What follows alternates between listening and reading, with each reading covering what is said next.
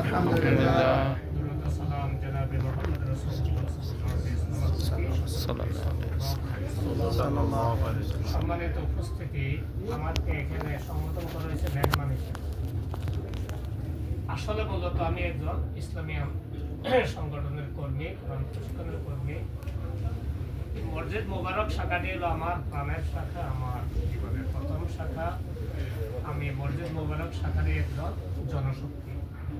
তো সংগঠনের নির্দেশের আলোতে অন্য শাখাতে কর্মী হিসাবে কাজ করতেছি, কিন্তু ভ্রাতৃত্বের দিক দিয়ে এই শাখাটাতে আমার মনে হয় যে আল্লাহ যতদিন দুনিয়াতে রাখে, কুয়েতে থাকে, মনটা যেন এই শাখাতে একটা আপনার জড়িত থাকে। তা যেন দুনিয়াতে আল্লাহ যতদিন রাখে তা যেন অটল থাকে। সবাই সম্মানিত উপস্থিতি, আসলে এখানে হাতে দিয়ে বক্তৃতা দেওয়ার জন্য আলহামদুলিল্লাহ আপনারা এবার একজন দায়িত্বশালী শাখায় পেয়েছেন। হ্যাঁ, উনি আপনাদেরকে প্রতি সপ্তাহে নসিহত প্রতিদিনই প্রায় উনি আপনাদেরকে 2-3 গ্রুপ পরামর্শ দিচ্ছেন, নসিহত করতেছেন। হ্যাঁ, তারপর আজকে আপনাদের যে রিপোর্টের প্রোগ্রাম, আপনারা রিপোর্ট পেশ করেছেন, পর্যালোচনা হয়েছে, পরামর্শ পেয়েছেন।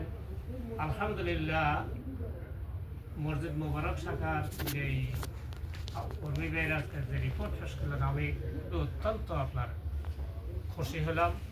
আল্লাহ সুবহানাহু ওয়া তাআলা যেন আমাদের এই রিপোর্ট যেন কবুল করেন। হ্যাঁ, আমরা কোনো আপনার ব্যক্তির স্বার্থে কোনো আমরা এখানে আসিনি। মান আহাব্বা লিল্লাহি ওয়া আবগাদা লিল্লাহি ওয়া আতা লিল্লাহি ওয়া মানা লিল্লাহি ফাকাদ ইসতাগফারা লিল্লাহি। আমার ভালোবাসা, শত্রুতা করা সবকিছু কার জন্য? আল্লাহর জন্য এসেছি আমরা। এখানে একটা সিস্টেম রেখেছে, আমরা যে জ্ঞান অর্জন করার জন্য আমরা যারা আলেম আছি, আমাদের এলেমকে চর্চা করি যেন আমরা অন্যদের কাছে পৌঁছাতে পারি। আমাদের এলেমটাকে একটা মানে শান দেওয়া হচ্ছে, মানে সেটিং করা হচ্ছে, আমরা যেন অন্যদের কাছে দাওয়াত পৌঁছাতে আমাদের সুবিধা হয়। আমরা যেন অন্যদের কাছে দাওয়াত পৌঁছে অন্যদেরকেও যেন কোরআন হাদিস বুঝার জন্য এদিকে যেন উদ্বুদ্ধ করতে পারি। তো আলহামদুলিল্লাহ আপনারা এই রিপোর্টের মান 2-1 ভাই ছাড়া 2-4 ভাই ছাড়া আলহামদুলিল্লাহ রিপোর্টের মান সবাইরে সন্তোষজনক। আমি আপনাদের প্রতি উদার্ত আহ্বান রইল, আপনারা এই রিপোর্টের মান ধরে রাখবেন, যেন আপনাদের রিপোর্টের মানটা যেন বলবৎ থাকে। তারপরে আপনাদের দায়িত্বশীলের পরামর্শ অনুযায়ী যেন আপনারা যেন ধীরে ধীরে যেন অঞ্চলে কেন্দ্রে যেন আপনারা পৌঁছতে পারেন। রিপোর্টের যে 2টি ধারা এখানে, ব্যক্তিগত আমল এবং সাংগঠনিক কাজ। ব্যক্তিগত কাজগুলো তো আমার দৈনন্দিন আমার প্রয়োজন, তাই না? হ্যাঁ, আমি একজন মুসলমান হিসেবে আমি কোরআন অধ্যয়ন করা আমার একান্ত কর্তব্য। কোরআন কিন্তু আল্লাহ সুবহানাহু ওয়া তাআলা বলেছেন, ইয়া আল্লাযীনা আতাইনাহুমুল কিতাবা ইয়াতলুনাহু হাক্কা তিলাওয়াতিহি। তোমরা কোরআনের হক আদায় করে তোমরা তেলাওয়াত করো। কোরআন তো সহিষ্ণু করে তেলাওয়াত করো, এবং হক আদায় বলতে এখানে ব্যাখ্যা বিশ্লেষণ সব কিছু মিলে। কেমন? আমরা এই ব্যাপারে ইনশাআল্লাহ সজাগ থাকবো। যারা কোরআন আমরা পড়তে পারি না, কোরআন কম জানি, এখানে আলহামদুলিল্লাহ আপনাদের জন্য কোরআন শেখার জন্য ব্যবস্থা রেখেছেন। ইনশাআল্লাহ আশা রাখি আপনারা যে আপনাদের ঘাটতি আছে এগুলি ফলো করবেন।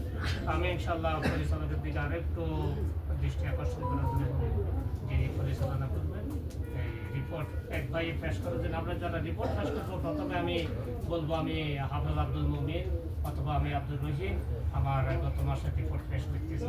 এভাবে করেছে দিয়ে রিপোর্টটা পেশ করলে আরেকটু সুন্দর হবে। কেমন? মাসটা আমি গত মাসে রিপোর্ট পেশ করছি, আমাকে রিপোর্টের আলোকে প্রশ্ন পরামর্শ করে আমাকে সহযোগিতা করবে। হ্যাঁ, সহযোগিতা করার এটা এই একজন মুমিন আরেকজন মুমিনের কি আয়না স্বরূপ। এরপরে আপনার পরিচালক বলবে ভাইয়ের উপস্থাপন পেশ করেছে আমাদের মাঝে, আপনাদের কার কার পরামর্শ আছে, তখন যা পরামর্শের জন্য আপনারা হাত উঠাইবেন। এটা হলো সুন্দর আর কি। হাত উঠালে এবার পরিচালক তিনি বলবেন, হ্যাঁ ভাই আপনার কি কমতি পেয়েছেন ভাইয়ের প্রতি। তো তিনি পরিচালক থেকে ইন্ডিকেশন করবে যে ভাইয়ের এই জিনিসটা একটু কমতি হয়েছে। হ্যাঁ, তখন ভাইয়ের উত্তর দিকে সুন্দর হবে। এমনভাবে ভাইকে প্রশ্ন করবো না যেন ভাই যেন মনটা যেন ছোট না হয়, মনটা যেন কষ্ট না পায়। কারণ আমাকে পরামর্শ দিচ্ছে এবং প্রশ্ন করতেছে আয়না স্বরূপ। আয়না কি আমাদের এই ইঙ্গিত দেয় বা আমাদেরকে একটু দেখাই দেয় তোমার এই ডিস্টার্ব তোমার মুখের মধ্যে ময়লা আছে, তাই না?